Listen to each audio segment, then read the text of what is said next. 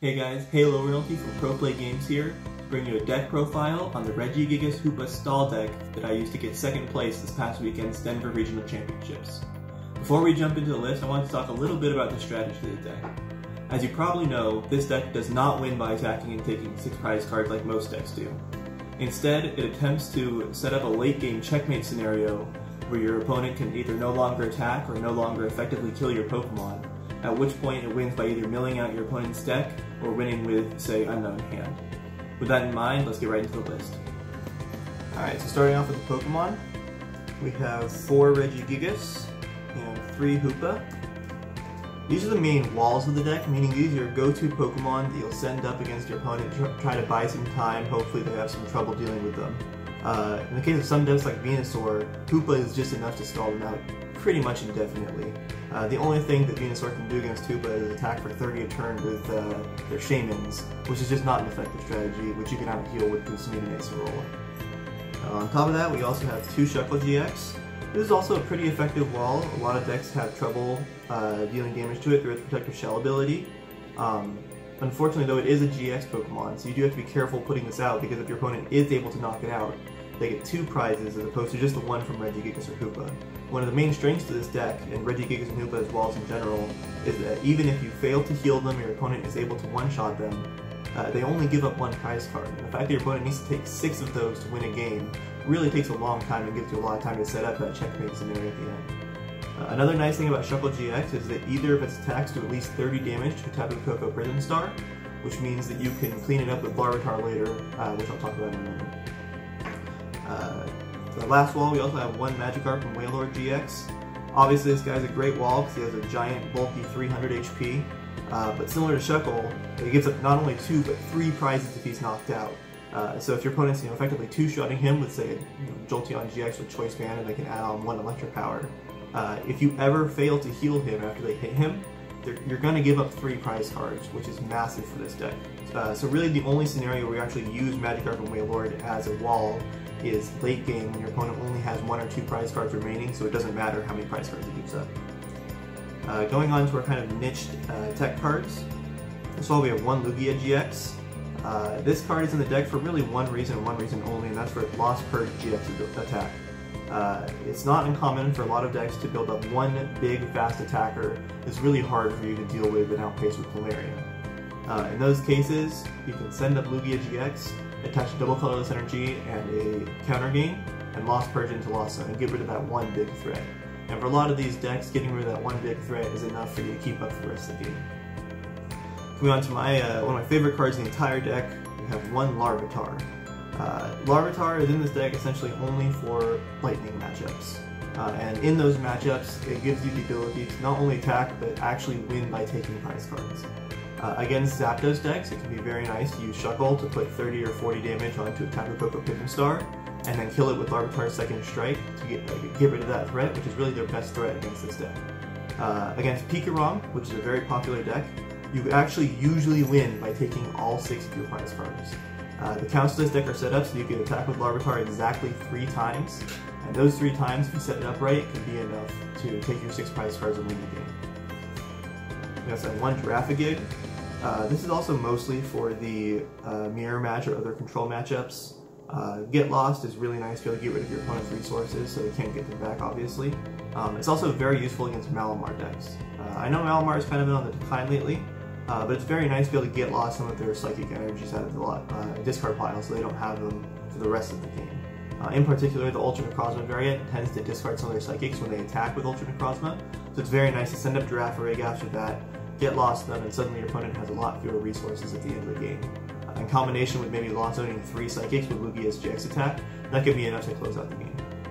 And then also, of course, we have 1 Unknown Hand. Believe it or not, Unknown Hand is actually not a necessary part of this deck. I believe over the course of the 15 best of 3 rounds that I actually played, not including my 2 IDs, I only used Unknown Hand 3 or 4 times. It really is not a necessary part of the deck because usually you win by just milling your opponent out. But it's very nice to have the option of a win condition to work towards if the opponent's not really doing anything you need to react to. For example, in a 50-minute best of 3 scenario, if you unfortunately lose the first game, maybe your opponent decides, I'll just draw past the entire second game, Cynthia a few times to shovel my hand in, and this deck will never actually be able to win in that time, so end up with a loss where you could have made a tie. Unknown Hand gives you an option against that, lets you close out games in less time, which I think is worthwhile even though I didn't use it much during the day, or weekend. Moving on to the trainers, with our stadiums, we have one Shrine of Punishment. This is kind of an odd inclusion in the deck. It was really mostly prompted by Pikarom and other lightning decks like that. Against their GX Pokemon like Zeraora GX and Pikarom GX, you can put out Shrine of Punishment to eventually build up some damage counters on his Pokemon, and then Larvitar can come in and take a knockout. It also has some other niche uses. It's not bad just to have the option to pressure prize cards against certain decks. For example, Blacephalon that runs the Stinger GX and the Ganondale GX. After they do that, you can just wall with Hoopa for a while and then actually take your 4 prizes using Shrine of Punishment, which is really sneaky. And also, I don't run Rainbow Energy in this variant, so it's nice to have an option to put a damage counter on one of my GX Pokemon so I can ace roll it up so I don't have it on the field. We have one Mount Coronet, along with the 2 Metal Energy in this deck. This is used to effectively stream Plumerias a lot easier. Unfortunately, Plumeria, when you play it, you do need to discard 2 cards from your hand, and with this deck you're not really drawing too many cards at a time, so if you're having to Plumeria multiple turns in a row or every other turn using Lusamine, you really run out of resources in your hand very fast. So Mount Coronet along with the Metal Energies is a really nice option to kind of have some longevity with Plumeria. Then we do have one Wondrous Labyrinth Pitum Star. This card is actually less useful than I expected it to be in the deck, mainly because you can't recycle it using Lusamine. Once your opponent counters it, it's gone. So usually you don't expect it to stick. You expect your opponent to have some kind of counter stadium, so it really doesn't do all that much. However, if you are using Mount Coronet and Shrine of Punishment, and your opponent keeps countering those, and you believe that your opponent's out of stadiums, sticking down Wondrous Labyrinth at the end of the game can really, really help you out if they're not able to counter it. Of course, we have 4 Max Potion, self-explanatory, it just heals your Pokemon. I would not play this deck with fewer than 4 Max Potion. 3 Counter Catcher. I've seen some lists run 2, some lists run 4. I personally think that 3 is the right amount. The idea with Counter Catcher is that when you're able to bring up Pokemon that your opponent can't really attack with and have a hard time retreating, that can be your endgame win condition. For example, against Blacephalon, a Regigigas with an Ancient Crystal only gets 4 shot landing Ganondale, which I can out-heal with Ace Roll or Lusamine with. So eventually they will have to bench a Blacephalon GX, otherwise I will just win. Once they do, I can just continuously Counter Catcher it up active, walling with Hoopa, and eventually they'll run out of ways to switch it out of the actives, and they won't be able to attack anymore. 3 Ancient Crystal. Again, this is really self-explanatory. It just makes your Regigigas a bit beefier, a bit harder to knock out, which is really nice. 2 Nest Ball. Good to find basic Pokemon, of course it's in the list. 2 Rescue Stretcher. A lot of lists only run 1. I specifically run 2 so that if I need to, I can Rescue Stretcher for Larvitar twice, meaning that I can attack with Larvitar 3 times in the game, which, as I said, is very important against decks like Pikarom. And we have 1 Counter Gain. This is partially in the deck to enable Lugia's GX attack, but it's also nice for Larvitar to be able to attack for only a metal and a Counter Gain, once again enabling that 3 Larvitar attacks that I'm talking about. Moving on to the majority of the deck, which is supporters. We start with our consistency supporters. We have 4 Steven's Resolve and 4 Bill's Analysis. These cards are really amazing in this deck. You're not attacking, so Steven's Resolve doesn't really have the downsides it does for most decks, and you really want to try to amass a very large hand with a lot of resources, and both of these cards allow you to add to your hand rather than shuffling it in and starting anew with a new game, so they're really great for that. Kind of the core of the deck, 3 Lusamine. This is a very controversial card. A lot of people think that it should be banned in Standard. I personally think that it's actually a healthy card for the format because it enables decks like this, and I don't think that it's inherently unfair in any way. There's certainly plenty of counterplay to it, and like I said, it doesn't just win by getting to late game using Lusamine. If your opponent has Tapu Koko Prism Star active with 3 lightning on it, 2-shotting any of your Pokemon consistently, Lusamine is not going to help you in that late game scenario. Lusamine only wins you the late game if you're able to set up a situation where the slow infinite resources from Lucamine are enough to outpace whatever your opponent is doing. I think that's important to remember, is Lucamine is not a fast card. You can only ace roll it on its deck on average every other turn, which means that if your opponent can consistently two-shot whatever you have active, they will take prizes no matter how many times they Lucamine. So just having Lucamine by itself isn't enough to win that late game scenario. You have to realize how you can get to a checkmate scenario where Lucamine is enough. Next we have 3 Plumeria. This is one of our main tools to get to that late game scenario that I've been talking about. If we're able to remove all of our opponent's energy, at least enough of their energy off their big threats, they will not be able to deal with our walls in the late game, which is very nice. 2 Acerola. Again, a big part of some of the late game scenarios. If, for example, your opponent can only, with the resources they have remaining, 3-shot a Regigigas with an Ancient Crystal, that's enough you can consistently out-heal them with Acerola Lucamine. So in that late game scenario, you will be able to outpace whatever they're doing and you will win. We have 2 Tate and Liza.